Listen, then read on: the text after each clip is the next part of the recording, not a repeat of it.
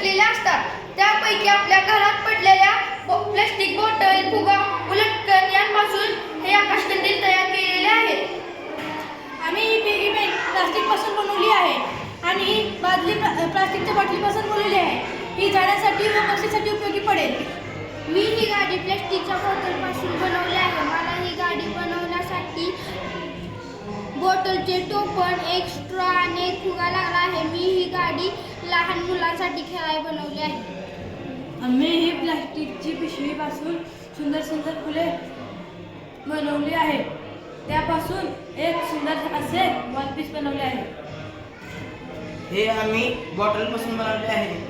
ह्याला रोप लावण्यासाठी बनवले आहे. हे घरात पडलेल्या तेलाचे कॅन त्या पडलेले होते. मी त्यात कुंडी बनवून चांगले सजवून ह्यात रोप लावलेले आहे. आता आपण काही प्लास्टिक पासून बनलेल्या वस्तू पाहिल्या आहेत.